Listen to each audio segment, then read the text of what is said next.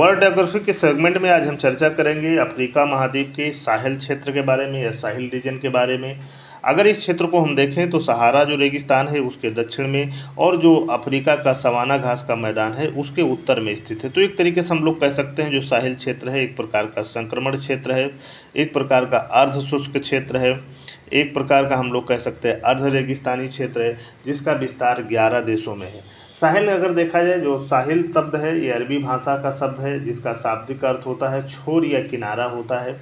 तो साहिल प्रदेश अगर हम देखेंगे तो सहारा मरुस्थल के दक्षिण में, जैसे हम आपको बताएं, पश्चिम से पूर्व दिशा में विस्तृत है और ये अटलांटिक महासागर से लाल सागर के मध्य में हम लोग देखते हैं। ये हम लोग ऐसा भी कह सकते हैं कि अटलांटिक महासागर से हिंद महासागर तक फैला हुआ है। साहिल क्षेत्र में जो देश शामिल हैं मुख्य रूप से केप वर्डे है, मॉरिटानिया है, सेनेगल है, गाम्बिया है, माली है, बुर्किना फासो है, नाइजर है, चाड है, दक्षिणी सूडान है तथा दक्षिणी सूडान का उत्तरी भाग है। इसके अलावा माली देश है। तो कई देश शामिल हैं इसमें, 10 से 11 देशों का क्षेत्र है। और देखेंगे एक पतली पट्टी के रूप में, पतली पट्टी तो हम इसको नहीं कह सकते क्योंकि इसकी जो लंबाई है लगभग 5400 किलोमीटर है और चौड़ाई लगभग 1000 किलोमीटर है। साहिल क्षेत्र की वो पूरब से पश्चिम क्षेत्र में फैला हुआ एक विस्तृत क्षेत्र है। लगभग 10 से 11 देशों में इसका विस्तार है और इसका क्षेत्रफल देखें तो लगभग 3 लाख वर्ग किलोमीटर है, यानी भारत के क्षेत्रफल के लगभग बराबर है। जलवायु यहाँ की देखेंगे तो उष्णकटिबंधीय उष्णकटिबंधीय अर्ध रेगिस्तानी प्रकार की है। यहाँ देखेंगे कुछ नदियाँ भी बहती हैं, जैसे नील नदी है, नाइजर नदी है, सेनेगल नदी है वो भी बहती है। तो एक तरीके से हम लोग कह सकते हैं जो ये साहिल क्षेत्र है ये सवाना और सहारा, जो सहावाना क्षेत्र है घास का मैदान है और सहारा जो रेगिस्तान है उसके मध्य का एक संक्रमण क्षेत्र है, ट्रांजिशन जोन है और इसे सहेलियन बबूल समाना भी कहा जाता है। सहेलियन बबूल समाना भी इस क्षेत्र को कहते हैं। बबूल के वृक्षों की यहाँ पे अधिकता है। इसके अलावा बाओबाओ वृक्ष भी यहाँ पाया जाता है।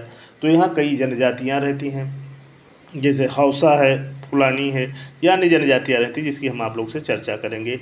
मुख्य रूप से यहाँ का जो व्यवसाय है पशुपालन है, आखेट करना है, कृषि कार्य है और बहुत पिछड़ी अवस्था में बड़ा अशांत क्षेत्र है। अगर हम साहिल क्षेत्र को देखें तो बड़ा अशांत क्षेत्र है, आतंकवादी घटनाओं से भरपूर है, विभिन्न देशों के बीच सीमा विवाद है, भूखमरी, सूखा की स्थिति लगातार बनी रहती है।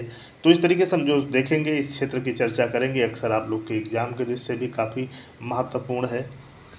साहिल क्षेत्र की अगर हम क्लाइमेट देखें, जलवायु देखें तो अर्ध शुष्क है, यानी सेमी डेजर्ट प्रकार की है ये।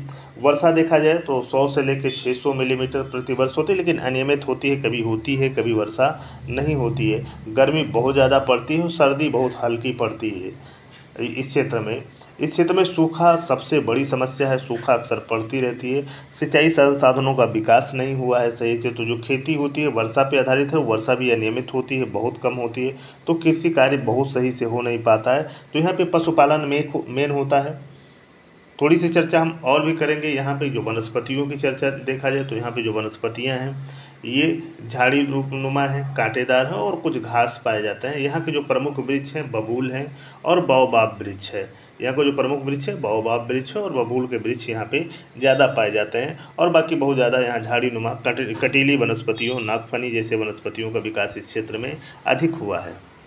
सहारा मरुस्थल में अगर साहिल क्षेत्र में अगर कृषि की बात किया जाए तो अधिकांश लोग जो हैं कृषि पर निर्भर हैं। वर्षा आधारित कृषि होती है और यहाँ पे अगर देखा जाए यानी हम लोग कह सकते हैं रेन फेड फार्मिंग होती है। फसल में जो अगर देखा जाए मुख्य रूप से ज्वार, बाजरा, मूंगफली, मक्का की कृषि होती है, लेकिन केवल वर्षा ऋतु में होती है क्योंकि यहाँ पे सिंचाई संसाधनों का अधिक विकास नहीं हुआ है। पशुपालन देखा जाए साहिल क्षेत्र का मुख्य व्यवसाय है। यहाँ पे मुख्य रूप से गाय, बकरी, भेड़, गधा, ऊँट का पालन किया जाता है।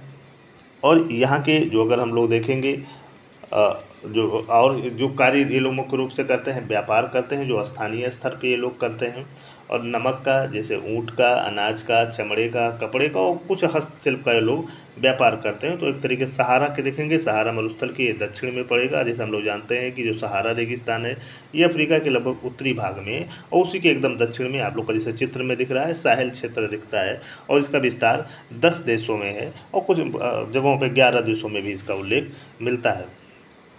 तो एक बार हम बता दें कि यहाँ पे कई जनजातियाँ रहती हैं। मुख्य रूप से जनजातियों का ये क्षेत्र है। अगर हम लोग देखते हैं साहिल क्षेत्र है तो यहाँ पे जनजातियाँ, कई प्रकार की जनजातियाँ पाई जाती हैं।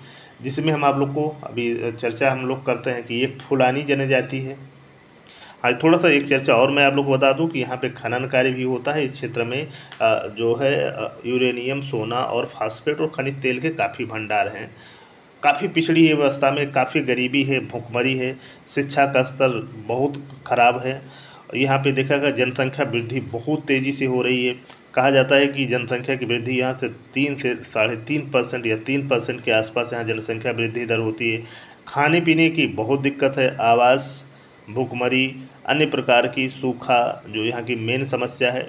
विभिन्न प्रकार के समस्याओं से ग्रसित ये साहिल क्षेत्र है। तो हम एक बार पुनः बता दें, जो साहिल क्षेत्र का विस्तार है ये केप वर्डे में है, मॉरिटेनिया, ये सब अफ्रीका के देश हैं, सेनेगल है, गाम्बिया है, माली है, बुर्किना फासो है, और नाइजर है, चाड है, दक्षिणी सूडान है। इन देशों में इसका विस्तार मिलता है पूरब से पश्चिम दिशा से। और ये देश अगर हम देखें तो अफ्रीका के सबसे पिछड़े हुए देशों में है। अभी कहा जाता है कि ये द्वितीय स्टेज में है, विकास के भी द्वितीय स्टेज में है, जबकि हम लोग कह सकते हैं अमेरिका और यूरोप वाले 5वें स्टेज में पहुँच गए हैं, ये भी द्वितीय स्टेज में है। तो यहाँ पे फुलानी जनजाति की बात हम अगर आप लोग से करते हैं तो ये नाइजीरिया और नाइजर देश है, यहाँ पे मिलती हैं। ये घुमंतू हैं, पशुपालक हैं, धर्म इनका इस्लाम है। इस क्षेत्र का सबसे प्रभावशाली समुदाय माना जाता है। ये मुख्य रूप से गाय, भेड़ और बकरी का पालन करते हैं, जो फुलानी जनजाति के लोग होते हैं। तो इस तरीके से यहाँ की जो हम लोग नाइजर और नाइजीरिया देश में जो जनजाति पाई जाती है उसको फुलानी बोलते हैं। एक अन्य अगर हम लोग कहते हैं अन्य कई जनजातियाँ अन्य जो पाई जाती है, इसमें एक है तुआरेग जनजाति, ये माली, नाइजर और अल्जीरिया देश में। इसका भी धर्म इस्लाम है। हम बता दें कि इस क्षेत्र का जो मुख्य धर्म है इस्लाम ही है। रेगिस्तानी घुमंतू जनजाति है, ऊँट, भेड़, बकरी का पालन करती है। और ये चूँकि नीले कपड़े पहनते हैं तो इनको ब्लू मैन ऑफ सहारा भी कहा जाता है। सहारा क्षेत्र में भी पशुओं को चराते हुए चले जाते हैं। तो घुमंतू का मतलब हुआ कि ये पशुओं को चराते हुए चारे की खोज में इधर से उधर भटकते रहते हैं। तो यहाँ की तुआरेग जनजाति है। आप लोगों की परीक्षा की दृष्टि से ये खौसा है। ये कृषक जनजाति है, कुछ लोग व्यापार भी करते हैं। नाइजीरिया और नाइजर देश में है जो हौसा जनजाति है। इनका भी धर्म इस्लाम है। और ये मुख्य रूप से शहरों में भी काफ़ी रहते हैं। इनको थोड़ा शिक्षित समुदाय माना जाता है, जो हौसा जनजाति के लोग होते हैं। अभी देखिए आपको जो चित्र में दिख रहा है बाओबाओ ट्री दिख रहा है, इसके बारे में हम आप लोग से चर्चा थोड़ा सा बाद में करेंगे, क्योंकि यहाँ का बहुत महत्वपूर्ण वृक्ष है। इसके अलावा ये लोग हस्तकला का भी के जानकार होते हैं, वस्त्र निर्माण करते हैं और धातु कला में भी ये लोग कुशल होते हैं, जो आपके हौसा जनजाति के लोग हैं। इसके अलावा एक सोंघाई जनजाति के लोग हैं। सोंघाई जनजाति के लोग हैं, ये माली, बुर्किना फासो देश में रहते हैं। नदी किनारों पे रहते हैं, खेती करते हैं, मछुआरे हैं, मुख्य रूप से मछली पकड़ने का कार्य ये लोग करते हैं। यहाँ का जो सोंघाई साम्राज्य था 15वीं-16वीं शताब्दी में बहुत ही प्रसिद्ध था। एक मडिंगो या मंडे जनजाति है, माली, सेनेगल और गिनी देश में है। ये कृषि पशुपालन का कार्य करती हो। कुछ लोग संगीतकार और व्यापारी भी होते हैं। तो इस तरीके का हम लोग देखते हैं कि जो यहाँ का मुख्य व्यवसाय है पशुपालन है, कृषि है। पशुओं में लोग गाय, बकरी, भेड़, गधे और ऊँट का पालन अधिक करते हैं। भेड़ बकरियों का पालन अधिक होता है, क्योंकि हम लोग जानते हैं कि यहाँ पानी की कमी है, गर्म जलवायु है, घास फूस का विकास बहुत अधिक नहीं हुआ है। तो उन्हीं जानवरों का ज़्यादा ये पशुपालन करते हैं जिनको पानी की कम ज़रूरत हो, तो इनके लिए सुटेबल होते हैं। भेड़, बकरी और ऊँट जैसे जानवरों का पशुपालन बहुत करते हैं। अगर खेती में देखा जाए तो मक्का की खेती करते हैं, ज्वार बाजरा की, मूंगफली की खेती करते हैं। ये मुख्य रूप से अगर हम लोग देखते हैं जो आपके साहिल क्षेत्र के रहने वाले लोग हैं। लेकिन अभी तक इनका जीवन घुमंतु है, बहुत पिछड़ी अवस्था में है। यद्यपि ये लोग बड़े संगीत प्रेमी होते हैं, उत्सव प्रेमी होते हैं। हम लोग देखते हैं अक्सर जो जनजातियाँ होती हैं उत्सव और संगीत प्रेमी होती हैं। तो यहाँ पे हम आप लोग को एक बार पुनः बता दें कि मुख्य जो व्यवसाय है पशुपालन है और कृषि जो है वर्षा पे आधारित है। मुख्य रूप से मोटे अनाजों की खेती ये लोग करते हैं। जो साहिल क्षेत्र है, यदि साहिल या साहिल क्षेत्र के अगर शहरों की बात किया जाए तो यहाँ का डकार एक शहर है जो सेनेगल की राजधानी है। बमाको है जो माली की राजधानी है। टिम्बकट्टू जो माली की राजधानी है। इसके अलावा माली का शहर है टिम्बकट्टू जो माली का शहर है। एक है कानो जो नाइजीरिया का शहर है और खार्तूम जो सूडान की राजधानी है। तो ये प्रमुख यहाँ के शहर हैं। एक जो खास बात आप लोग को मैं बता दूं कि हम एक बार पुनः बता दें, जो जनजातियाँ हैं शिकार भी का एक मुख्य व्यवसाय है। इसके अलावा हम आपको बता दें कि एक मस्जिद की चर्चा होती है। यहाँ पे जो घर होते हैं अक्सर मिट्टी के घर बने होते हैं, या जो मस्जिदें होती हैं, जो बिल्डिंगें होती हैं, ये मुख्य रूप से मिट्टी के बनाते हैं। तो यहाँ की जो जेना मस्जिद है माली देश में है, ये विश्व की सबसे बड़ी मिट्टी से निर्मित मस्जिद है। आप लोगों को जैसे चित्र में दिख रहा है, मिट्टी से निर्मित ये विश्व की सबसे बड़ी मस्जिद है। तो आप लोग देख सकते हैं कि जो माली देश की जेना मस्जिद है, जैन मस्जिद है, ये विश्व की सबसे बड़ी मिट्टी से निर्मित मस्जिद है। अगर हम लोग कुछ अन्य चीज़ों की अगर हम लोग चर्चा यहाँ पर करते हैं, जो आप लोग का साहिल क्षेत्र है, तो एक बार हम आपको पुनः बता दें कि साहिल क्षेत्र में कई जनजातियाँ रहती हैं, जिसमें हम आपको बता दें फुलानी जनजाति रहती है, तुआरेग जनजाति रहती है, हौसा जनजाति रहती है, सोंघाई जनजाति रहती है। फुलानी जनजाति जैसे हम आपको बता दें कि नाइजर और नाइजीरिया देश में रहती है। इसके अलावा अगर हम लोग हौसा देखें, लोग कृषक हैं मुख्य रूप से, यह नाइजर और नाइजीरिया देश में है। और सोंघाई जनजाति माली और बुरकन फासो देश में मुख्य रूप से पाई जाती हैं ये जनजातियाँ। इसके अलावा माडिंगो या मंडे जनजाति है जो माली, सेनेगल और गिनी देश में पाई जाती है। तो इस तरीके से कई जनजातियाँ पाई जाती हैं। इस क्षेत्र में कुछ आप लोग को हम बता दें ओएसिस क्षेत्र पाते हैं, नकलिस्तान क्षेत्र पाए जाते हैं। नकलिस्तान वही क्षेत्र होते हैं जो शुष्क और अर्ध शुष्क क्षेत्रों में जहाँ प्राकृतिक रूप से पानी पाया जाता है, तो वहाँ पे वनस्पतियों का विकास ज़्यादा होता है, वहाँ खेती के लिए अन्य चीज़ों के लिए सुविधाएं बेहतर होती हैं। तो अगर नखलिस्तान क्षेत्र में या ओएसिस क्षेत्र में जाएंगे तो वहाँ पे जनसंख्या अधिक निवास करती है और वो पर्यटन के लिए भी थोड़ा महत्वपूर्ण हो जाता है। तो हम आपको बता दें कि रेगिस्तानी और अर्ध रेगिस्तानी क्षेत्रों में ऐसे क्षेत्र जहाँ पे प्राकृतिक रूप से पानी जैसे झीलें या अन्य चीज़ें नदियाँ पाई जाती हैं, वहाँ पे वनस्पतियों का थोड़ा विकास अधिक होता है। तो वहाँ कृषि, पशुपालन जैसे कार्यों को अधिक स्तर पे किया जाता है। सहारा रेगिस्तान का प्रभाव साहिल क्षेत्र पर अधिक है, यानी रेगिस्तान धीरे धीरे साहिल क्षेत्र में बढ़ रहा है। इसको रोकने के लिए अगर हम देखें तो यहाँ पे जो साहिल क्षेत्र है, यहाँ पे विश्व बैंक, फ्रांस जैसे देशों के सहयोग से ये ग्रेट ग्रीन वॉल कार्यक्रम चलाया गया, परियोजना चलाई गई।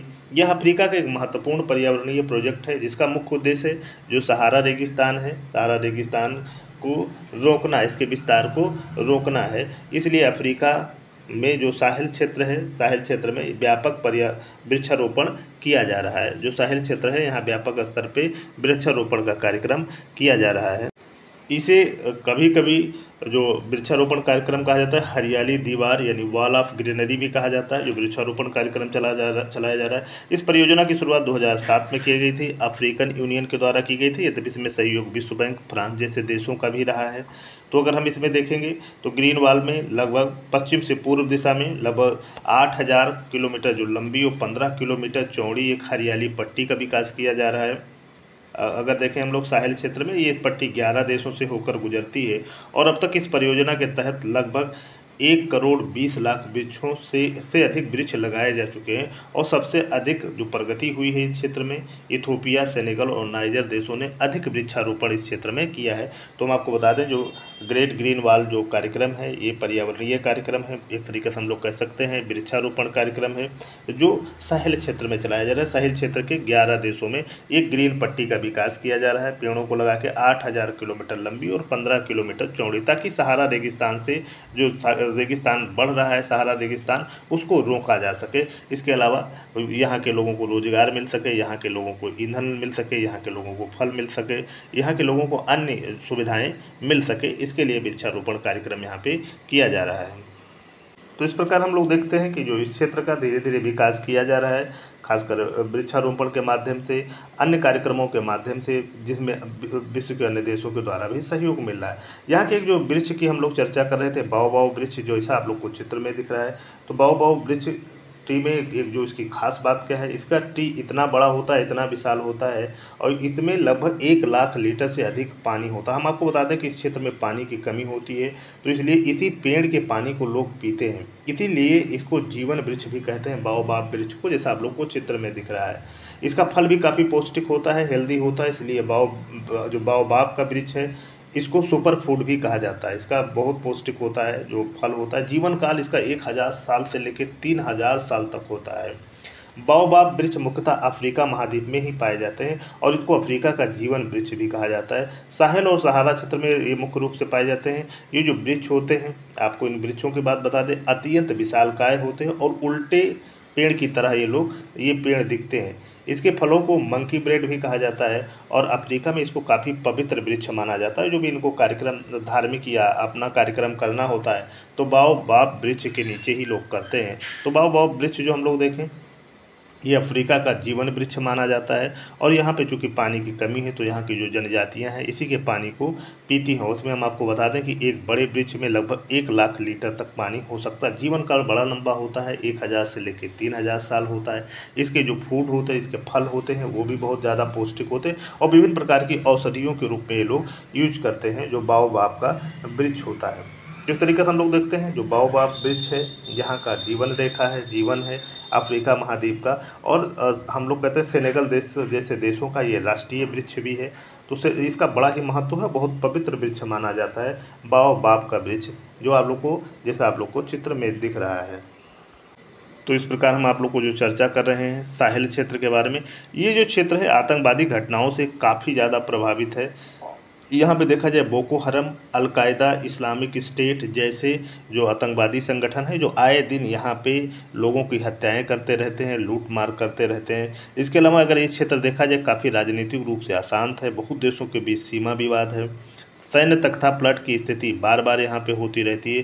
तो गरीबी भुखमरी के साथ साथ ये राजनीतिक रूप से भी एक अस्थिर देश है, आतंकवादी घटनाओं से प्रभावित है ये क्षेत्र। और हम आपको पुनः बताते हैं बोको हरम, इस्लामिक स्टेट, अलकायदा जैसे आतंकवादी संगठन यहाँ पर पाए जाते हैं। तो इस तरीके से हम लोग देख सकते हैं कि विविधताओं वाला जो क्षेत्र है, जो साहेल क्षेत्र है, एक प्रकार का संक्रमण क्षेत्र है जो सवाना घास के मैदान और सहारा मरुस्थल के मध्य क्षेत्र में पाया जाता है। एक पट्टी के रूप में पाया जाता है, पश्चिम से पूर्व दिशा में ये फैला हुआ है। इसका क्षेत्रफल लगभग हम आपको बता दें 30 लाख वर्ग किलोमीटर है और लंबाई देखा जाए तो 5400 किलोमीटर और अगर चौड़ाई देखा जाए तो लगभग 1000 किलोमीटर है और सहारा का एकदम दक्षिण में है।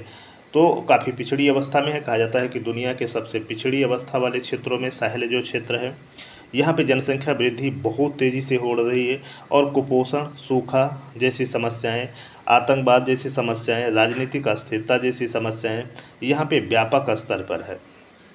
तो आज आप लोग को जो जानकारी दी गई वो साहेल क्षेत्र के बारे में जानकारी दी गई जो अफ्रीका महाद्वीप में है, आप लोग को बता दें।